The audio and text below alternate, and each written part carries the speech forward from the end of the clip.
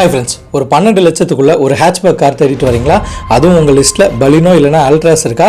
அப்போ உங்களுக்கு உண்டான வீடியோ தான் இது. அந்த காரோட பாசிட்டிவ் என்ன நெகட்டிவ் என்ன இதை தான் இன்றைக்கி வீடியோவில் பார்க்க போகிறோம். ஸோ நீங்கள் இதை பற்றி தெரிஞ்சுக்கணுன்னா இந்த வீடியோவை ஸ்கிப் பண்ணாமல் பாருங்கள்.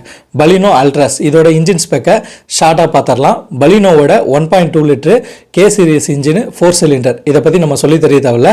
இது வந்து ஒரு லாங் லாஸ்டான ஒரு நல்ல பர்ஃபார்மன்ஸ் கொடுக்கக்கூடிய இன்ஜின் தான். நெக்ஸ்ட் அல்ட்ராஸோட இன்ஜின் ஸ்பெக்கை பார்த்தோன்னா அவங்க 1.2 லிட்டர் 3 சிலிண்டர் பெட்ரோல் ப்ளஸ் வந்து 1.2 லிட்டர் 4 சிலிண்டர் டீசல், 1.2 லிட்டர் பெட்ரோலில் டர்போ கொடுக்குறாங்க.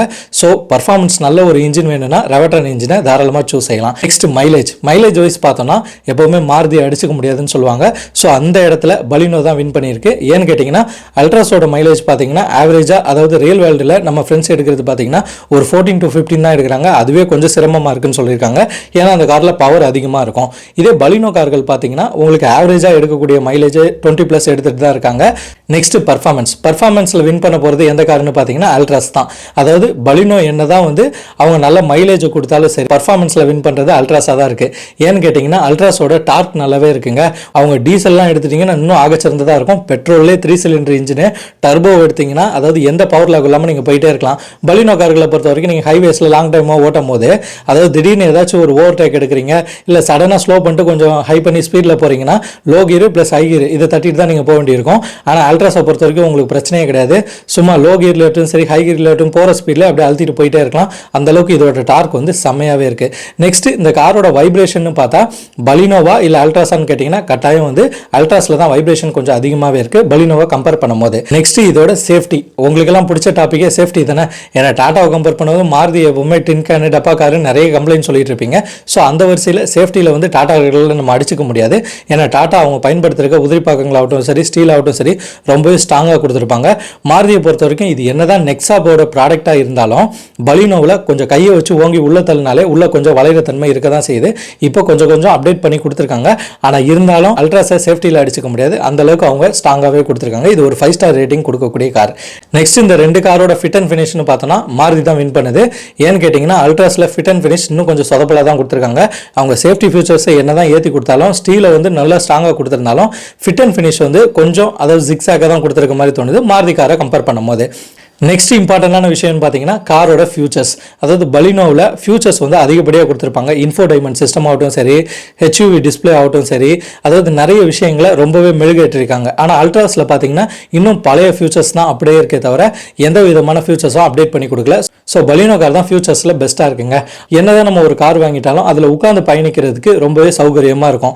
அந்த வரிசையில் எந்த கார் வந்து உட்காந்து பயணிக்கிறதுக்கு சூப்பராக இருக்குன்னு பார்த்தீங்கன்னா ரெண்டுத்துலையுமே சின்ன சின்ன குறைகள் இருக்குங்க. ஆமாங்க, டிரைவர் ஆகட்டும் சரி, பின்னாடி உட்காந்துருக்கிறவங்களாகட்டும் சரி, பலினோவை பொறுத்த வரைக்கும் உங்களுக்கு கம்ஃபர்ட் இருக்கும். ஆனால் டைப் சப்போர்ட் வந்து கம்மியாகவே இருக்கும். இப்போ பலினோவில் பின்னாடி உட்காந்துட்டு ஒரு 2 பேர் உட்காந்துட்டு முன்னாடி 2 குழந்தைங்களை கூட உட்கார வச்சிடலாம். அந்த அளவுக்கு அந்த இடத்துல பார்த்தீங்கன்னா நீர் ரூம் இருக்கும். ஆனால் வந்து டைப் சப்போர்ட் வந்து கம்மியாகவே இருக்குது. ஸோ அதே பலினோவில் தான் 3 ஹெட்ரெஸ்ட்டும் கொடுத்துருக்காங்க. இப்போ நம்ம அல்ட்ராஸை பற்றி பார்த்தோம்னா அல்ட்ராஸில் வந்து டை சப்போர்ட் நல்லா இருக்கும்.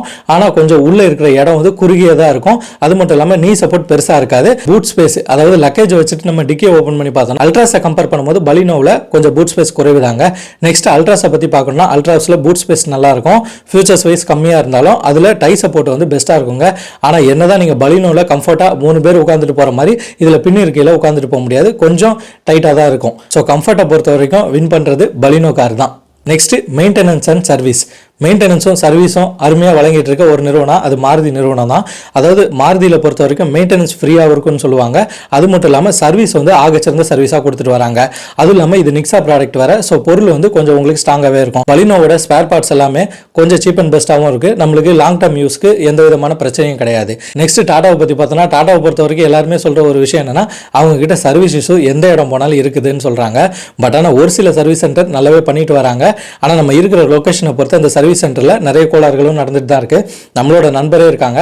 அவர் சர்வீஸில் என்ன இஷ்யூன்னு சொல்லிட்டு போய் காரை கொடுக்குறாரோ அந்த இஷ்யூவை சரி பண்ணி கொடுத்துட்றாங்க. அவர் எடுத்துகிட்டு வீட்டுக்கு வராரு, வேற ஒரு புது இஷ்யூவாக வருது. மறுபடியும் அவர் சர்வீஸ் சென்டர் நோக்கி தான் போகிறாரு. ஆக மொத்தத்தில் கார் வீட்டில் இருந்ததை விட சர்வீஸ் சென்டரில் இருந்தது தான் அதிகமாக இருக்குது. அது மட்டும் இல்லாமல் எந்த ப்ராப்ளத்தையும் ஃபிக்ஸ் பண்ணி கொடுக்க மாட்டேன்றாங்க. கேட்டால் அவங்களுக்கே தெரியலன்னு சொல்கிறாங்க. அந்த அளவுக்கு அவ்வளோ நிலம் இருக்குன்னு சொல்கிறாரு.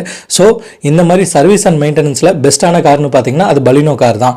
ஸோ ஓவராலாக எந்த கார்ப்பா பெஸ்ட்டாக இருக்கும்னு கேட்டிங்கன்னா 2 காரில் ஒவ்வொரு விஷயத்துக்கு பெஸ்ட்டாக இருக்குது. ஆகச்சிறந்த விலையில், அதாவது நீண்ட தூர பயணத்துக்காகட்டும் சரி, சிட்டிக்குள்ளே ஓட்டுறதுக்காகட்டும் சரி, நல்ல ஒரு மைலேஜ் எடுக்கணும், சர்வீஸ் பெஸ்ட்டாக இருக்கணும், மெயின்டெனன்ஸ் ஃப்ரீயாக இருக்கணும் அப்படின்னு நினச்சிங்கன்னா உங்களுக்கு பலினோ கார் தான் பெஸ்ட்டாக இருக்கும். ஆனால் நீங்கள் ஒரு விஷயத்தில் சாக்ரிஃபைஸ் பண்ணி தான் ஆகணும், அதுதான் பில்டு குவாலிட்டி. அடுத்தது அல்ட்ராஸை பொறுத்த வரைக்கும் உங்களுக்கு வந்து லாங் டேர்ம் பர்ஃபார்மன்ஸுக்கு அவங்களோட இன்ஜின் ஆகட்டும் சரி, அவங்களோட பயன்படுத்தியிருக்க ஸ்டீரிங் ஆகட்டும் சரி, அவங்களோட சேஃப்டி ஃபியூச்சர்ஸ் ஆகட்டும் சரி, எல்லாமே ஒரு சிறந்த காரு. ஒரு நீண்ட நாள் நம்ம பயன்படுத்தணும், லாங் டேர்ம் யூஸுக்கு சிறப்பான ஒரு கார் வேணும், மைலேஜை நான் ஒரு கன்வீனியன்ஸ் ஆகிக்கிறேன்ப்பா அப்படின்னு சொல்கிறீங்கன்னா நீங்கள் டாடா அல்ட்ராஸ் பக்கம் தாராளமாக போகலாம். ஸோ இப்போ நீங்கள் தான் தேர்வு செய்யணும்.